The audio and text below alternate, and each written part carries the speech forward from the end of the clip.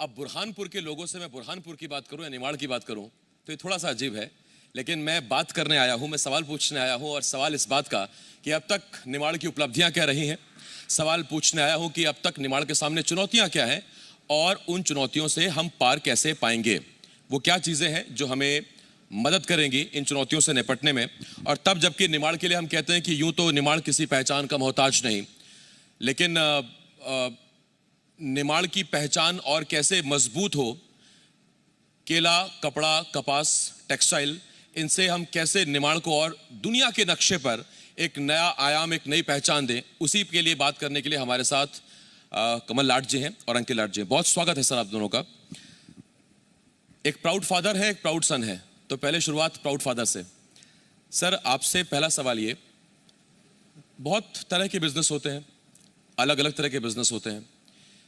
Father साहब ने शुरुआत की थी इसलिए आपने उस पेशे को आगे बढ़ाया, या आपका भी मन रम गया कि नहीं, मोती तभी मजबूत है जब उसके अंदर धागा है? ऐसा है कि पिताजी की जो इच्छा रही और उसी के अंदर मैं धीरे धीरे आगे बढ़ता रहा। सर माइक थोड़ा सा ऊपर कर लें, आवाज़ बेहतर आएगी। हाँ, उसी में मैं आगे बढ़ता रहा और बाद में इसमें मज़ा आने लगा। तो ये मज़ा आने लगा क्योंकि पिताजी ने शुरुआत की थी। मुंबई में पिताजी वहाँ गए, इंडस्ट्री आपने धीरे धीरे यहाँ सेटअप कर ली। मुंबई को कहा जाता है कि भारत की आर्थिक राजधानी है, और भारत की आर्थिक राजधानी मुंबई के बाद बुरहानपुर में आपने सेटअप करना, निमाड़ में सेटअप करना और यहाँ से कोशिश करना कि हम यहाँ से इंडस्ट्री खड़ी करेंगे, ये कितना चैलेंजिंग था आपके लिए? देखिए 1962 में फादर यहाँ पर आए थे। उससे पहले वो हिंद मिल में वहाँ पर काम करते थे।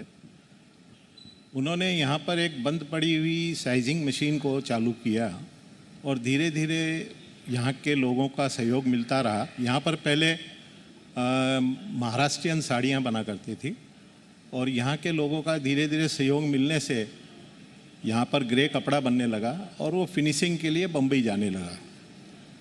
फिर धीरे धीरे प्रगति होती चली गई।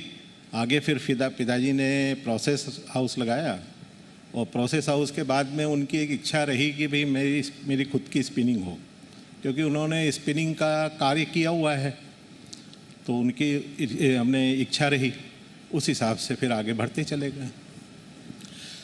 अंकित जी आपके पास आ रहा हूँ। एक 3 शब्दों में अगर हम समझें कि कपास से कपड़ा कैसे बनता है, तो एक बहुत बेस्ट एग्जांपल दिया था अंकित जी ने। उन्होंने कहा था कि इट्स फाइबर टू फैब्रिक। तो उस पूरी प्रक्रिया में 1962 की जब आपके डैड बात कर रहे हैं, 1962 और 2021 कितना अंतर आ गया है तब की स्पिनिंग में, आज की स्पिनिंग में? टेक्नोलॉजी कैसे चेंज हुई है?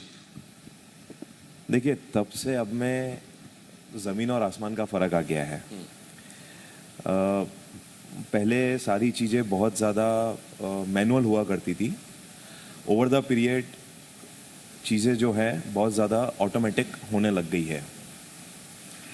और जो टेक्सटाइल है, आई वुड से वो हर दिन इवॉल्व कर रही है। उसकी जो टेक्नोलॉजी है वो हर दिन इवॉल्व कर रही है। मतलब हमने सन 2007 में हमारी जो स्पिनिंग यूनिट कमल कॉट स्पिन सेटअप करी थी, तब से लेके अभी तक के अंदर भी अगर मैं देखता हूँ तो जो तब सेटअप करी थी और अब हमने दोबारा 2019 में सेटअप करी है, करीबन 1.5 से दुगने का हमें प्रोडक्शन एडवांटेज मिलता है कमल कॉट स्पिन में इसमें। और इसमें कई सारे नए एडवांसमेंट्स आए हैं एनर्जी एफिशिएंट्स को लेकर के, प्रोडक्टिविटी और कैपेसिटी किस तरीके से हम उसकी प्रॉपर यूटिलाइज कर सकते हैं उसको लेकर के। So lot of advancements have come over the period. वक्त बदला तो तकनीक बदली और तकनीक के साथ साथ प्रोडक्शन बढ़ता चला गया। लेकिन प्रोडक्शन बढ़ रहा है तो इसके साथ मजबूती का क्या हो रहा है, या वो जो खालिसपन कहते हैं, जो हाथ से बुनाई और हाथ से जो बात आती है, क्या मशीनों से आ पा रही है? एक तजुर्बेकार शख्स ही इसका सही जवाब दे सकते हैं। कौन सा, जब चीज़ें पहले मैनुअली होती थी, हर चीज़ हाथ से होती थी, मशीनें इतनी काम नहीं करती थी, और आज आप देख रहे हैं कि अंकित जी धुआंधार मशीनों से अब कपड़ा और धागा निकल रहा है, तो आप देखते हैं, चौंकते हैं, हैरान रहते हैं कि पहले कितना वक्त लगा करता था और अब इतनी रफ्तार आ गई मशीनों के ज़रिए से।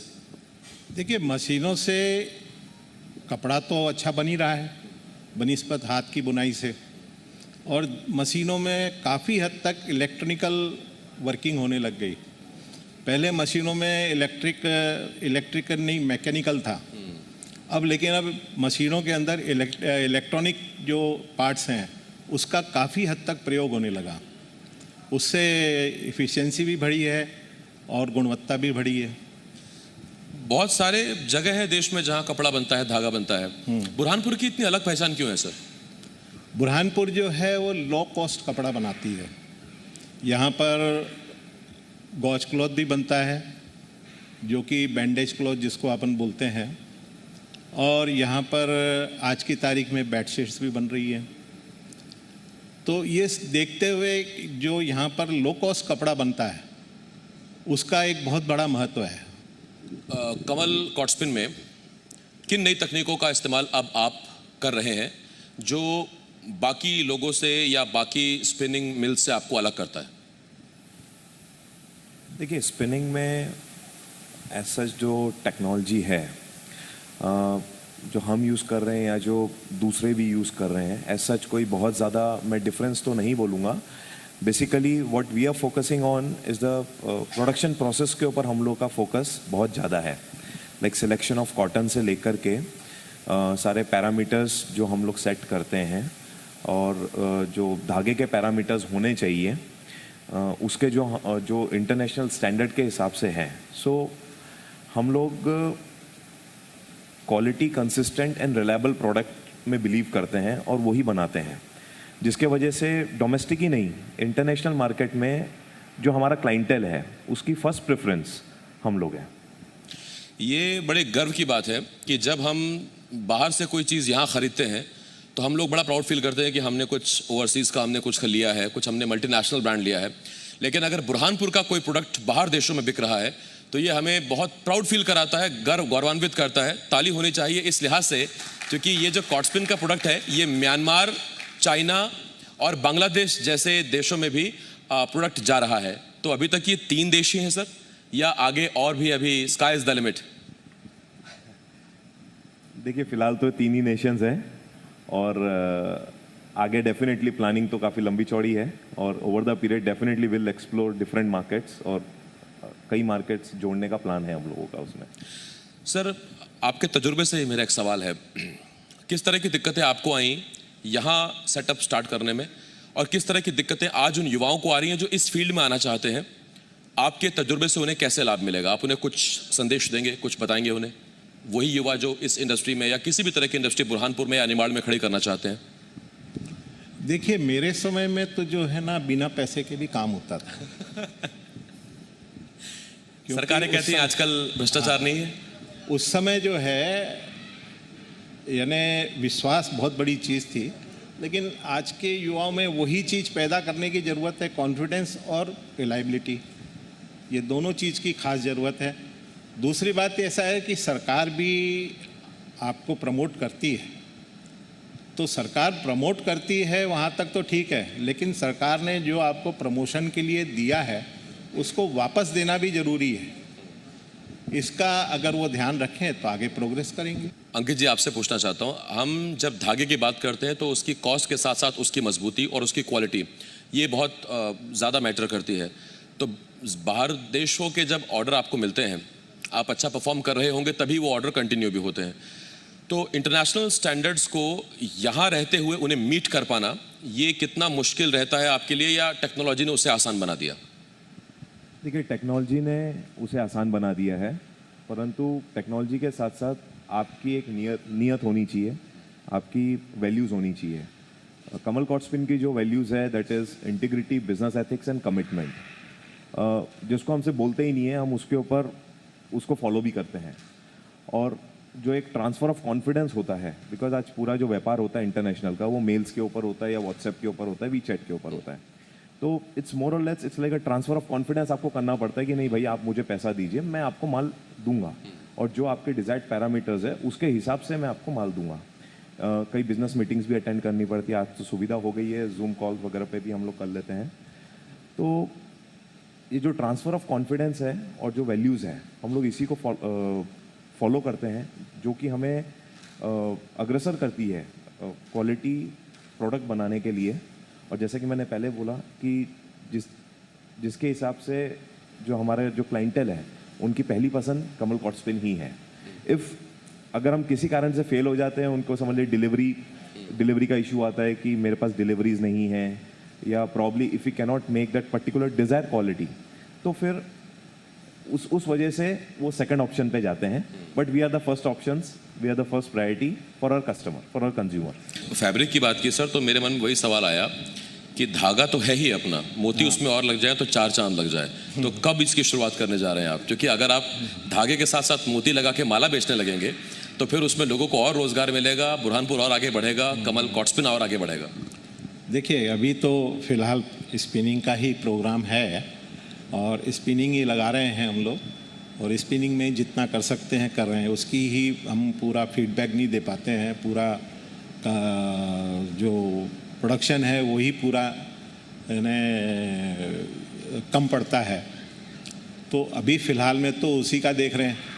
लेकिन क्या है कि एक एक स्टेप आगे बढ़े, वो ज़्यादा बेटर है। अंकित जी, एक सवाल है, चाइनीज़ आइटम के बारे में कहते हैं कि गारंटी नहीं है, चले तो चांद तक वरना शाम तक। हमारे देश के आइटम ऐसे हैं कि वो चांद तक तो जाने ही है, वो भले ही थोड़ा लेट जाएंगे लेकिन जाएंगे चांद तक। तो यही जो ड्यूरेबिलिटी है और स्टेबिलिटी है, यही अट्रैक्ट करती है बाहर देशों के लोगों को कि इंडिया का जो प्रोडक्ट है या जो बुरहानपुर में हम जो प्रोडक्ट बना रहे हैं वो लॉन्ग लास्ट है।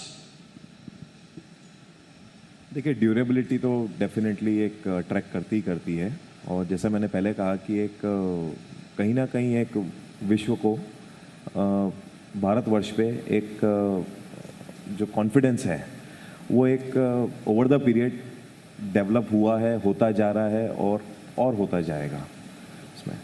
तो मेरा ऐसा मानना है कि ओवर द पीरियड, जैसे अभी हम लोग मैं थोड़े दिन पहले कुछ डेटास देख रहा था, we are the 6th largest exporter of textile goods, और तो मेरा ऐसा मानना है कि over the period will be very soon second और थर्ड लार्जेस्ट, तो हम पहुंच ही जाएंगे, बिकॉज मार्केट बहुत बड़ा है, मार्केट बहुत बड़ा है।